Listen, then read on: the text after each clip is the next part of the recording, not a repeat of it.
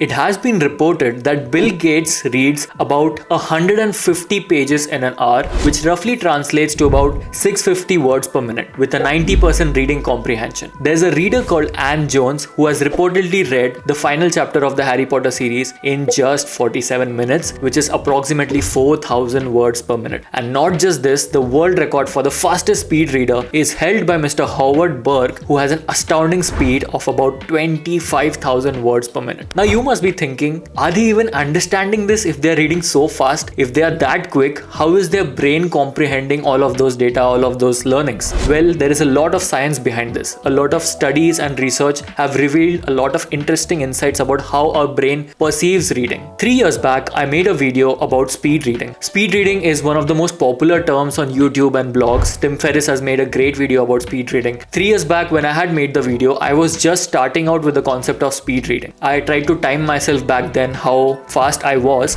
and in these 3 years I have tried a lot of techniques to speed read. After 3 years, now I feel is the right time to share all of my learnings because I feel I have almost doubled my reading speed. It has increased my reading capacity, and not just increase my speed, I better retain whatever I'm reading. I'm not just reading faster, but I'm also reading better. In this video, I'm going to share all of those tips and techniques with you guys. This video is going to be very interesting. I'm going to give you very easy to understand tips, and you would also know how you can best use your personality, how you can best use your own preference of learning modes. Make sure you watch the video till the end. You may never know which thought or fact may resonate with you and change the course of your life. So let's get started. Okay, so let's start with the journey. 3 years back, I tried to time myself how fast I was. So there are many websites out there which help you to understand what is your speed. So generally on an average reader has a speed of about 250 words per minute. I'll put a link down below of a website which will help you to calculate that. I started with around 250. It's been 3 years. I tried to do a lot of tips. I try to follow a lot of tips. Now my reading speed is almost about 540 words per minute. And now let us talk all about speed reading. You must be asking this question, and I'm sure this question must be coming in your mind. What is the point of speed reading? If you're not able to retain anything, what's the point of finishing books? There's an age-old debate whether speed reading is beneficial or not. I'll tell you what my thoughts are.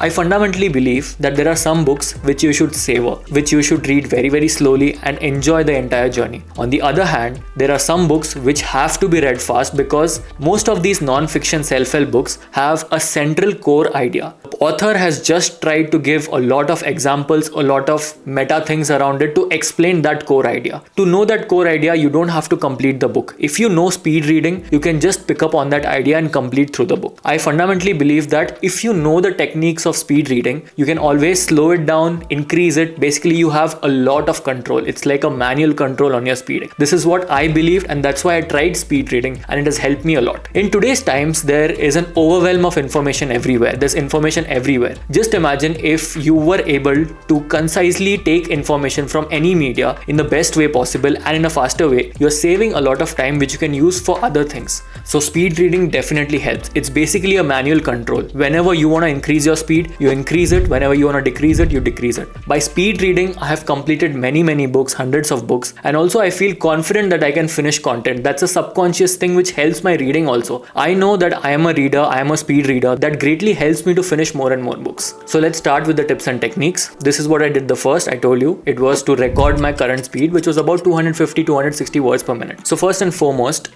before starting out on this reading journey, this speed reading journey, you need to understand that there are 3 types of reading levels. The first level is the motor level, the second level is the auditory level, and the third level is the visual level. Let me explain what that means. In the first level, most of the readers are taught to read also with their lips and their tongue. Whenever they are reading, these two things are also working. This is known as a motor learning. This is known as a motor reading. What happens is whenever you are using your lips and your tongue, your brain drastically slows down to match their speed. Your brain also slows down. Okay, let's say now you try to control this and you teach yourself to not do this. The second layer is the auditory control. What happens in this is most of the readers have been taught this way, especially in India. We have been taught in our schools and colleges, A for apple, B for ball. Just try reading any blog, try reading any newspaper, anything. You would notice that most of us are reading this way, where whenever we are reading a sentence, there is an inner voice in our mind which is also reading it. What happens then is your brain again slows down to match this voice. Your brain has a much higher capacity of reading things. It has a much higher capacity of visualizing things, but it drastically slows down to match this particular voice. And this is where speed reading comes in.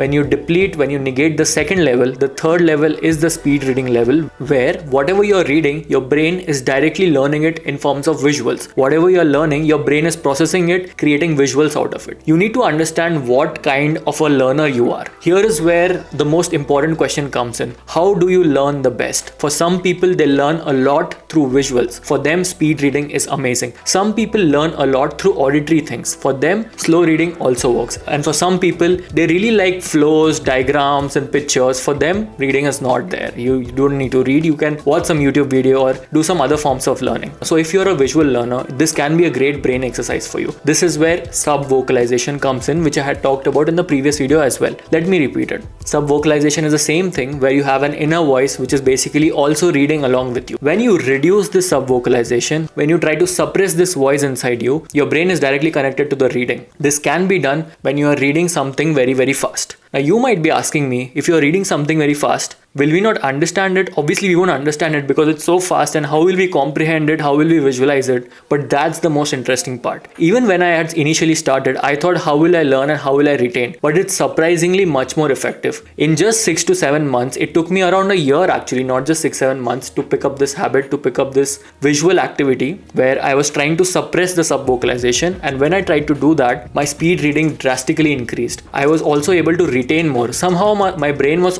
processing everything. So this is the first step, to reduce subvocalization. This really worked for me. I was able to retain and read a lot of books. Next step. The next step was using a pointer. Why do you use a pointer? Let's say I have to track an object. My eyes have to track an object which is traveling from point A to point B. When I track that, if you notice my eyes, they would go in discrete events like 1, 2, 3, 4. There are small points. It's hard for the eyes to control it. But when I use a pointer and when I try to move my eyeballs around the pointer, the motion is extremely smooth. Now, when you are starting speed reading, when you use your finger or a pointer, whenever you're going through paragraphs, your eyes have a smooth motion and it's directly connected to your brain.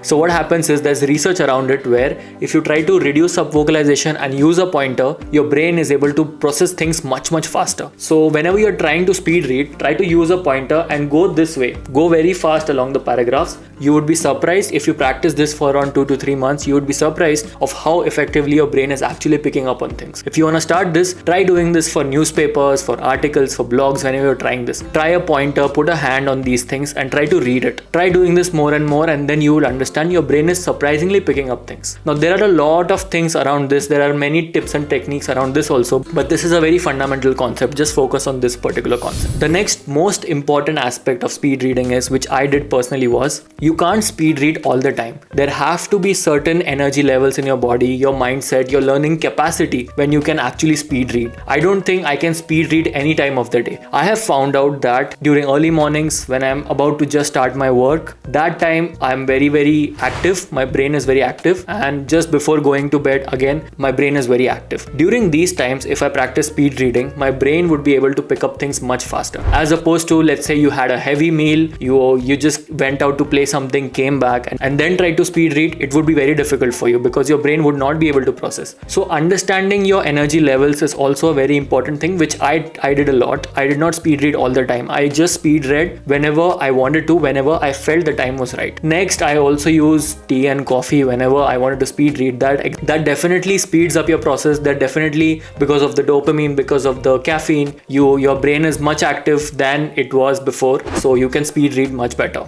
All of these things are a trial and error sort of a thing. You don't need to do it every time, like I said. It's just you have to make a mindset now, yes, now I'm going to speed read. Try doing that and keep iterating that. It doesn't have to be all the time, because I personally believe books are meant to be savored, but at the same time there is so much knowledge out there, there's so much overwhelm of information out there that you also need to pick up the right kind of information which really resonates with you. This is where speed reading helps. All of these things really have helped me. I've managed to read a lot of books because of this, and these tips definitely work. All of the things which I said, I was doubting initially when I had made the previous video. I was not sure whether this would work for me or not, but I can personally vouch for this. Speed reading has helped me a lot. It took me around 3 years, but now my speed reading is almost 550, 570 words per minute. The beauty is this, that I can control this. Whenever I'm reading a fiction book, I don't need to speed read, right? I need to savor the little emotions, I need to savor the landscapes which the author is telling me. So I basically slow it down. Whenever I want to read a self-help book, I know there is one core idea, I can speed my things up, I can speed my reading up. So this is how I basically function when it comes to speed reading. One more important thing is, before speed reading, you also need to make sure your brain is primed for speed reading. What I mean by priming is, before reading any kind of a thing, try to know the background of that thing. Whenever you're starting a new non-fiction book, try to know what the book is about, try to know who the author is, why did that author write that book, try to see some reviews of it, just try to see a lot of supplementary information around that book. What happens is, when you do that, your brain already has some idea about the book. It already knows what to expect from that non-fiction book. So when you're speed reading, it's actually filling in information. You're making your brain work. This is like an exercise for your brain. Just like you exercise your muscle to develop fit body, you can also use these exercises to train your brain. It can also help your brain to grow. So speed reading can be treated like an exercise. I feel it can be treated as something, as a skill. So yeah, priming is also very, very important.